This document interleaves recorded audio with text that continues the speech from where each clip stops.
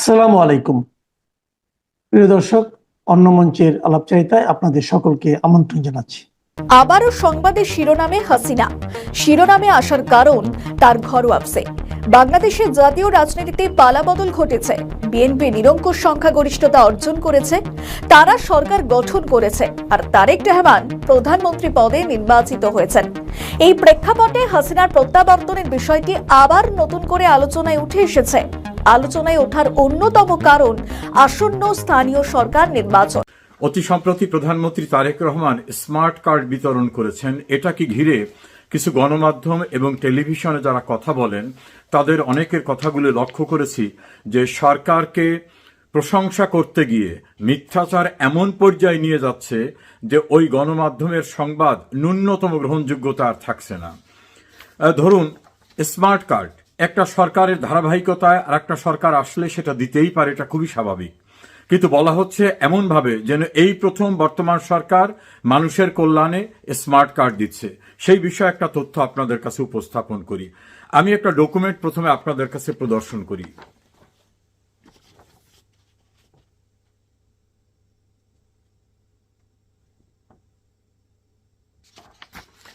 এখানে খেয়াল করবেন 8 অক্টোবর, দুঃখিত, 8 নভেম্বর 2023 তারিখে টিসিবি দেশব্যাপী 1 কোটি স্মার্ট ফ্যামিলি কার্ড বিতরণ শুরু কর্মসূচি নোটিশ দিয়েছে। এটা স্বাক্ষর করেছেন মোহাম্মদ হুমায়ুন কবির, টিসিবি প্রধান। সেখানে উল্লেখ করা হয়েছে, মাননীয় প্রধানমন্ত্রী মহতী উদ্যোগে বাণিজ্য মন্ত্রণালয়ের সার্বিক নির্দেশনায় নিম্ন আয়ের 1 কোটি উপকারভোগী কার্ডধারী পরিবারের মাঝে প্রতি মাসে টিসিবি পণ্য সামগ্রী ইত্যাদি বিতরণ করা হচ্ছে। এই ফ্যামিলি কার্ডকে স্মার্ট ফ্যামিলি কার্ডে রূপান্তরের কার্যক্রম নেওয়া হয়েছে। আগামী 9 নভেম্বর 2023 তারিখ হতে কার্ডধারী পরিবারের মাঝে স্মার্ট ফ্যামিলি কার্ড বিতরণ শুরু করা হবে। পর্যায়ক্রমে সারা দেশে 1 কোটি পরিবারের মাঝে এই স্মার্ট ফ্যামিলি কার্ড বিনামূল্যে বিতরণ করা হবে। অর্থাৎ 2023 সালেই 1 কোটি ফ্যামিলি কার্ডকে কনভার্ট করে ফ্যামিলি স্মার্ট কার্ড করা হয় এবং সেটা বিতরণ করা হয়। তাহলে হঠাৎ করেই যে ফ্যামিলি কার্ড ইস্যু করা হচ্ছে এটা আদৌ সত্য নয়। এটা মাননীয় প্রধানমন্ত্রী, তৎকালীন প্রধানমন্ত্রী শেখ হাসিনার চিন্তাপ্রসূত এবং রাষ্ট্রীয় কল্যাণকর একটা প্রকল্প। দ্বিতীয় বিষয়টি হচ্ছে সামাজিক খাতে মানুষের সুরক্ষার জন্য কি করা হচ্ছে, এটা নিয়ে ইনিয়ে বিনিয়ে কিছু মিথ্যাচার করা হচ্ছে। সেজন্য আমি ডেইলি স্টার সহ তৎকালীন বাংলা পত্রিকাগুলোর যে সংবাদ এসেছে তার একটি সংবাদ উপস্থাপন করি। প্রথমে এইটা দেখুন, বাজেটের সামাজিক নিরাপত্তা কর্মসূচি। এটা একটা দৈনিক পত্রিকা থেকে আমি আপনাদেরকে জানাচ্ছি। চলতি 2023-24 অর্থ বছরে বাজেটে সামাজিক নিরাপত্তা খাতে 11% বৃদ্ধি করা হয়েছে। বাজেটের বিবরণ অনুযায়ী দেশে সামাজিক নিরাপত্তা বেষ্টনী খাতের আওতায় 123টি কর্মসূচি রয়েছে। 123টি কর্মসূচি রয়েছে সামাজিক নিরাপত্তা খাতে। এগুলি বাস্তবায়নের জন্য দায়িত্ব পালন করছে 24টি মন্ত্রণালয় বিভাগ। এগুলির মধ্যে 8টি কর্মসূচি হচ্ছে নগদ ভাতা, 11টি খাদ্য সহায়তা ইত্যাদি ইত্যাদি। সেখানে বয়স্ক বিধবা ভাতা, অসচ্ছল প্রতিবন্ধী ভাতা, মাতৃত্বকালীন ভাতা, মুক্তিযোদ্ধাদের সম্মানী ভাতা, ক্ষুদ্র ঋণ দেওয়া, শিক্ষা খাতে দেওয়া, প্রতিবন্ধী সেবা, সাহায্য কেন্দ্র, বেদে, হিজলা, অনগ্রসর জনগোষ্ঠী, এরকম ভাবে। তাহলে 2023-24 সালের বাজেটেই সামাজিক নিরাপত্তা খাতে যে টাকাটা বরাদ্দ করা হয়েছিল সেই টাকাটা পূর্বের টাকার চেয়ে 11% বৃদ্ধি করা হয়েছে। 1,13,000 কোটি টাকা বরাদ্দ করা হয়েছে। শেখ হাসিনা এই যে দরিদ্র পীড়িত মানুষদের, বিধবা, হিজলা, প্রতিবন্ধী, স্বামী পরিত্যক্তা, দরিদ্র, অসচ্ছল প্রতিবন্ধী, মাতৃত্বকালীন ভাতা, মুক্তিযোদ্ধা ভাতা, ক্ষুদ্র ঋণের মাধ্যমে তাদের সহায়তা করা, অতীব জরুরি বয়স্ক ভাতা, বিধবা ভাতা, এই সমস্ত কিছু শেখ হাসিনা দিয়েছেন। এর ফলে কোটি কোটি মানুষ 123টি সামাজিক কর্মসূচির মাধ্যমে সামাজিক সুরক্ষার সুবিধা পেয়েছে। এর পাশাপাশি গৃহহীন মানুষদের সবাইকে সরকারি জায়গায় ঘর নির্মাণ করে সেই পাকা ঘরে বিদ্যুতের সংযোগ দিয়ে দলিল করে মালিকানা পর্যন্ত দিয়ে দেওয়া হয়েছে। এই জনবান্ধব কর্মসূচিকে গৌণ করে নতুন করে কিছু গণমাধ্যম, কিছু টেলিভিশনের বক্তারা যেভাবে কথা বলছেন, তাতে আপনাদের গ্রহণযোগ্যতাই নষ্ট হয়ে যায়। আমি যেটা প্রথমে দেখালাম যে smart family card Sheikh Hasina দিয়েছেন 2023 সালে, এটা নতুন কিছু না। ফলে বর্তমান সরকারে সেই যে ফ্যামিলি কার্ড দিয়েছে, যুগান্তকারী পদক্ষেপ, অতীতে কেউ ভাবে নাই, এ জাতীয় কথা যারা প্রচার করছেন, আপনাদের নিজেদের গ্রহণযোগ্যতাই নষ্ট হয়ে যায়। যে গণমাধ্যম এগুলোকে প্রচার করেন, তাদের গ্রহণযোগ্যতা নষ্ট হয়ে যায়। আমি দালিলিক অবস্থা উপস্থাপন করলাম। শেখ হাসিনার জনবান্ধব কর্মসূচি, ফ্যামিলি কার্ড, সামাজিক সুরক্ষা খাতে 123টি কর্মসূচি, গৃহহীনদের গৃহ করে দেওয়া সহ অন্যান্য যে সকল অকল্পনীয়, নজিরবিহীন সিদ্ধান্ত এবং কর্মসূচি বাস্তবায়িত হয়েছে। যেমন সারা দেশে সর্বত্র বিদ্যুৎ, এটা অতীতে কেউ কল্পনা করেছে, সর্বত্র ইন্টারনেট।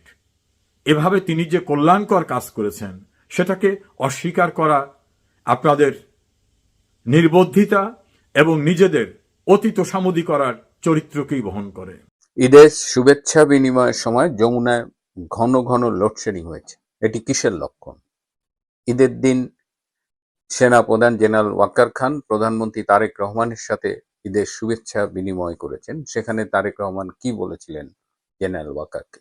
এছাড়াও বহুল আলোচিত মির্জা ফখরুল আলমগীরের সেই উক্তি যে আওয়ামী লীগকে রাজনীতি করতে দেওয়া হবে না, সেটা নিয়ে আজকের আলোচনা। শেষ পর্যন্ত সাথে থাকবেন। ঈদ নিয়েই আসলে একটু ব্যস্ত ছিলাম, এবার সামাজিক কাজগুলোর দায়িত্বগুলো অনেক বেশি ছিল। যাই হোক, এই 3 দিনে অনেক ঘটনা ঘটেছে, বাংলাদেশে যেমন ঘটেছে, দেশের বাইরে, বিশেষ করে ইরান এবং যে ইসরায়েল আমেরিকার যে সংঘাত, যে যুদ্ধ, সেখানে অনেক রকমের আপডেট রয়েছে। আপনারা নিশ্চয়ই সবগুলো জানেন। আমি প্রথমে একটু যমুনায় চলে যাচ্ছি। যে রাষ্ট্রীয় অতিথি ভবন যমুনায় প্রধানমন্ত্রী তারেক রহমান সর্বস্তরের মানুষের সাথে ঈদের শুভেচ্ছা বিনিময় করেন, সব স্তর, এবং রাস্তায়ও অনেক লোক হয়েছিল বলে শুনেছি। কিন্তু এরকম একটা গুরুত্বপূর্ণ প্রোগ্রামের সময় যমুনায় বারবার লোডশেডিং হয়েছে, এবং এটি নিয়ে কিন্তু কর্মকর্তাদের কপালে ভাঁজ পড়েছে যে এরকম রাষ্ট্রীয় অনুষ্ঠানে, সরকারি অনুষ্ঠানে যদি লোডশেডিং হয়, তাহলে সামনে যে গ্রীষ্ম আসছে, এই যে এপ্রিল মাস আসতেছে, কালবৈশাখীর ঝড়, এবং আপনারা জানেন এপ্রিল মে মাসে কি ভয়াবহ গরম পড়ে। তো সেই অবস্থায় লোডশেডিং এর কি অবস্থা, বিশ্বব্যাপী তেলের যে অবস্থা, এটা নিয়ে কিন্তু অলরেডি কথাবার্তা শুরু হয়ে গেছে। এদিকে জেনারেল ওয়াকার খান সেনাপ্রধান, তিনি যমুনায় এসেছিলেন তারেক রহমানের সাথে শুভেচ্ছা বিনিময় করতে, এবং তারেক রহমান তাকে দেখে বলে ঈদের সেলামি চেয়েছেন এবং বলেছেন যে পায়ে হাত দিয়ে সালাম করব, আপনি সেলামি দেন। তো এটা আসলে ছিল একটা আন্তরিক শুভেচ্ছা বিনিময়। এটার পেছনে রাজনীতি খুঁজতে যাবার কোনো কারণ নেই। কিন্তু যেহেতু যমুনার থেকে খবরটি পেলাম, আমার মনে হয় যে এটি আপনাদের জানাই। কিন্তু সবচেয়ে গুরুত্বপূর্ণ যে বিষয়টা, সেটা হলো গত বুধবার বিএনপির গুলশান কার্যালয়ে বিএনপির মহাসচিব মির্জা ফখরুল আলমগীর সাংবাদিকদের সাথে কথা বলছিলেন, এবং সেখানে একজন সাংবাদিকের প্রশ্নের উত্তরে তিনি বলেছেন সবাই রাজনীতি করবেন এক্সেপ্ট আওয়ামী লীগ। আওয়ামী লীগের রাজনীতি বন্ধ আছে এবং আওয়ামী লীগ রাজনীতি করতে পারবে না। এবং অনেক পত্রিকা, অনেক মিডিয়া শিরোনাম করেছে যে আওয়ামী লীগের কার্যক্রমের উপর থেকে নিষেধাজ্ঞা তুলে নেওয়া হবে না। তো এটা নিয়ে কিন্তু, এটা বলার সাথে সাথে এটা যে মুহূর্তে মিডিয়া এসেছে, এটা কিন্তু স্পার্ক করেছে ন্যাশনালি অ্যান্ড ইন্টারন্যাশনালি। বিশেষ করে এই যে আওয়ামী লীগ সম্পর্কে মির্জা ফখরুল আলমগীর যে এই কমেন্টটা করেছেন, এটা কি বিএনপির মনোভাব কিনা, এটা কি সরকারের মনোভাব কিনা, এইটা জানার জন্য কিন্তু মানে অনেক রকমের, মানে it created huge tension, to be very honest. আমাদের প্রতিবেশী রাষ্ট্র ভারত থেকে তাৎক্ষণিকভাবে বিএনপির নেতা সালাউদ্দিন আহমেদের কাছে জানতে চাওয়া হয়েছে যে এটা কি সরকারের বক্তব্য কিনা। দিল্লি থেকে অধ্যক্ষের একজন ফোন করেছিলেন মিস্টার সালাউদ্দিন আহমেদকে। দিল্লির বিভিন্ন পর্যায় থেকে বাংলাদেশ সরকারের সাথে যোগাযোগ করা হয়েছে, এবং তাদের একই প্রশ্ন যে মির্জা ফখরুল আলমগীর এই কথাটি কেন বললেন। এমনকি তারেক রহমানের কাছেও ভারত থেকে ফোন এসেছে এবং তারা এই বিষয়ে একটা ক্লারিফিকেশন চেয়েছে। ভারতের ক্লারিফিকেশন চাইবার কারণটা হলো যে এটা অনেকটা ওপেন সিক্রেট যে তারেক রহমান বাংলাদেশে ফিরেছেন গত বছরের 25শে ডিসেম্বর। তিনি নির্বাচনে অংশগ্রহণ করেছেন, বাংলাদেশের প্রধানমন্ত্রী হয়েছেন। এই সামগ্রিক প্রক্রিয়ায় ভারতের একটা ভূমিকা ছিল বলে অনেকেই মনে করেন এবং এটা অবিশ্বাস করবার কোনো কারণ নেই, কারণ ডক্টর ইনুস যেভাবে সবকিছু গুছিয়ে এনেছিলেন তাতে কনফার্ম জামাত ক্ষমতায় যেত। তো সেইখান থেকে পরিবেশ ভারত চেয়েছিল যে আওয়ামী লীগ সহ সব দলকে নিয়ে একটা ইনক্লুসিভ নির্বাচন করতে, কিন্তু সেটা যখন সম্ভব হচ্ছিল না তখন ভারত কিন্তু প্ল্যান বিতে চলে গেছে এবং ভারত এই সম্ভাবনা মাথায় রেখে অনেক আগের থেকেই লন্ডনে তারেক রহমানের সাথে একটা যোগাযোগ স্থাপন করেছিল, সেটা হলো লন্ডনে ভারতীয় দূতাবাসের মাধ্যমে। তো ন্যাচারালি যে 10টি পয়েন্টে অ্যাগ্রি করে তারেক রহমান বাংলাদেশে ফিরেছেন এবং ক্ষমতায় এসেছেন, প্রধানমন্ত্রী হয়েছেন, তার মধ্যে একটা শর্ত ছিল যে আওয়ামী লীগের কার্যক্রমের উপর থেকে নিষেধাজ্ঞা তুলে নিতে হবে এবং বাংলাদেশে একটা ইনক্লুসিভ পলিটিক্যাল এনভায়রনমেন্ট এনশিওর করা হবে। এইটাই কিন্তু তারেক রহমান অ্যাগ্রি করেছিলেন। তো ন্যাচারালি যখন বিএনপির রাজনৈতিকভাবে দ্বিতীয় সর্বোচ্চ ব্যক্তি মির্জা ফখরুল আলমগীর বলেন যে আওয়ামী লীগের উপর থেকে নিষেধাজ্ঞা তুলে নেওয়া হবে না এবং আওয়ামী লীগের কার্যক্রম বন্ধ থাকবে, ন্যাচারালি তারেক রহমানের প্রদত্ত অঙ্গীকারের খেলাপ এটা। তো তারেক রহমানকে যখন ভারত থেকে ফোন করা হয়েছে তখন ন্যাচারালি তারেক রহমান মির্জা ফখরুল আলমগীরকে ডেকেছিলেন। তারেক রহমান মির্জা ফখরুল আলমগীরকে ডেকে তার এই উক্তির একটি ব্যাখ্যা চান এবং তারেক রহমান যথেষ্ট উষ্মা প্রকাশ করে বলেন যে তিনি কি বলেছেন যে আওয়ামী লীগের কার্যক্রমের উপরে যে নিষেধাজ্ঞা দিয়ে গিয়েছিল ডক্টর ইউনূসের সরকার সেটি উইথড্র করা হবে কি হবে না, তিনি তো এ ব্যাপারে কোনো মন্তব্য করেননি, এ ব্যাপারে দলের কোনো সিদ্ধান্ত হয়নি। তাহলে মির্জা ফখরুল আলমগীর যেচে পড়ে কেন এই কথাটি বললেন? তারেক রহমান তাকে স্মরণ করিয়ে দেন যে তার অনুপস্থিতিতে বিএনপির দুঃসময়ে মির্জা ফখরুল আলমগীর মহাসচিব হিসেবে গুরুত্বপূর্ণ দায়িত্ব পালন করেছেন এবং এর জন্য তারেক রহমান তার প্রতি কৃতজ্ঞতাও প্রকাশ করেন। বাট দ্যাট ডাজেন্ট মিন যে আজকে দলের বর্তমান অবস্থায় তিনি এমন একটা কথা বলবেন যেটা দলীয় সিদ্ধান্ত নয়, যেটা তারেক রহমান নিজেও কখনো বলেননি। তাহলে এর ফলে যথেষ্ট কনফিউশন তৈরি হয় এবং বলেছেন যে এই ধরনের কথাবার্তা আর যেন না বলতে এবং এই যে তিনি বলেছেন এটা যেন মিডিয়ায় তিনি কারেক্ট করে দেন আর কি। এখন প্রশ্ন হলো যে মির্জা ফখরুল আলমগীর কেন এই কথাটা বললেন? তিনি কি এটা কি তার স্লিপ অফ টাং ছিল? তার মতো একজন বর্ষিয়ান রাজনীতিবিদ এবং অনেকেই আমরা তাকে পছন্দ করি, তিনি অনেকের কাছে শ্রদ্ধেয় রাজনীতিবিদ, তিনি কি এটা ভুল করে বলে ফেলেছেন নাকি এটার পেছনেও একটা রাজনীতি আছে? বিএনপিতে আপনারা জানেন যে বিএনপি একটা জগা খিচুড়ি রাজনৈতিক দল। এখানে মুক্তিযুদ্ধের পক্ষের লোক আছে, এখানে জামাতের পক্ষের লোক আছে, মুক্তিযুদ্ধের বিরোধী লোক আছে, এখানে আবার তরুণ প্রজন্মের লোকজনও কিছু আছে। সো এই নানামুখী টানাপোড়েনের মধ্যে দিয়ে মির্জা ফখরুল আলমগীর একটি ধারার নেতৃত্ব দেন। তিনি যদিও বিএনপির মহাসচিব, তারপরেও বিএনপির যে বিভিন্ন ফ্যাকশন আছে তিনি সেই ফ্যাকশনটির তিনি নেতৃত্ব দেন যারা মূলত পাকিস্তানপন্থী। কারণ আপনারা জানেন যে মির্জা ফখরুল আলমগীরের বাবা, হ্যাঁ, ওনাকে সবাই ঠাকুরগাঁয়ে চখা রাজাকার বলতেন, মির্জা রুহুল আমিন সম্ভবত। তো তিনি কিন্তু পাকিস্তান আমলে বিখ্যাত রাজাকার ছিল এবং স্বাধীনতার বিরোধিতা করেছিলেন। তো সেই রাজনৈতিক উত্তরাধিকার মির্জা ফখরুল আলমগীর বহন করেন এবং তিনি চান না যে আওয়ামী লীগ রাজনীতিতে ফিরে আসুক এবং যেহেতু পাকিস্তানপন্থী, যেহেতু মুক্তিযুদ্ধের বিরোধিতা করেন তিনি এবং বিএনপির ওই ধারার অন্যতম নেতা, সেহেতু তিনি আওয়ামী লীগ ফিরে আসলে মনে করেন যে এটা বিএনপির রাজনীতির জন্য একটা থ্রেট হতে পারে। তো এই কারণেই তিনি এটা বলেছেন, এটা বলে তিনি বাজার অ্যাসেস করেছেনও, কিন্তু তিনি বুঝতে পারেনি যে এইটার ন্যাশনাল এবং ইন্টারন্যাশনাল রিপারকেশনটা এত তীব্র হবে এবং এটা এতটা তীব্র হয়েছে যে তারেক রহমান পর্যন্ত তাকে ডেকে উষ্মা প্রকাশ করেছেন এবং বলেছেন যে এটা সাংবাদিকদের মাধ্যমে এই কনফিউশনটা দূর করতে। এদিকে এই মুহূর্তে নিউ ইয়র্কে রয়েছেন ডক্টর খলিলুর রহমান, যিনি আপনি আগেও বলেছি জাতিসংঘের আসন্ন অধিবেশনের সাধারণ পরিষদের সভাপতি পদে প্রতিদ্বন্দ্বিতা করছেন বাংলাদেশের প্রার্থী হিসেবে।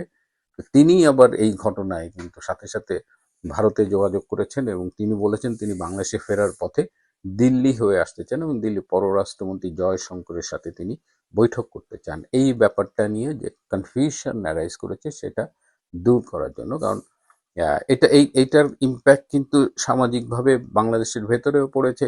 অনেকেই একটু হতাশ হয়েছিলেন, কারণ নির্বাচনের পরে অনেক আসনেই অনেক এলাকায় একটা পরিস্থিতি পরিবর্তন হচ্ছে। আওয়ামী লীগের লোকজন, সাধারণ মানুষ, তারা একটু মবের হাত থেকে একটু রক্ষা পাচ্ছে অধিকাংশ জায়গায়।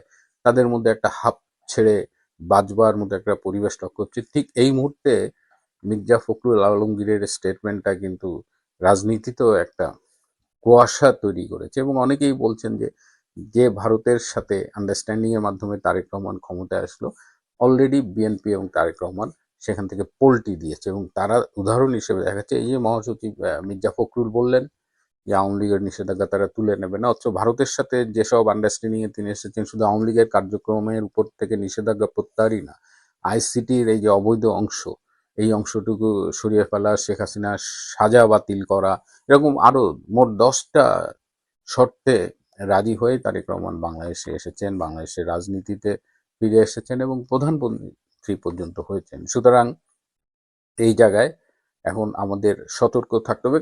আমরা যেটা করব, আমরা আসলে দেখব এই যে ঈদের পরে সংসদের অধিবেশনটা চলবে এবং সেখানে আমরা দেখব যে তারেক রহমান যে শর্তে বাংলাদেশের রাজনীতিতে ফিরেছেন এবং প্রধানমন্ত্রী হয়েছেন সেই শর্তগুলো মেনে চলবেন নাকি পোল্টি দেবেন, এবং পোল্টি দিলে সেটি কি তারেক রহমান, বর্তমান সরকার এবং বিএনপির রাজনীতির জন্য শুভ কোনো বার্তা বয়ে আনবে কিনা, তার জন্য আমাদের অপেক্ষা করতে হবে।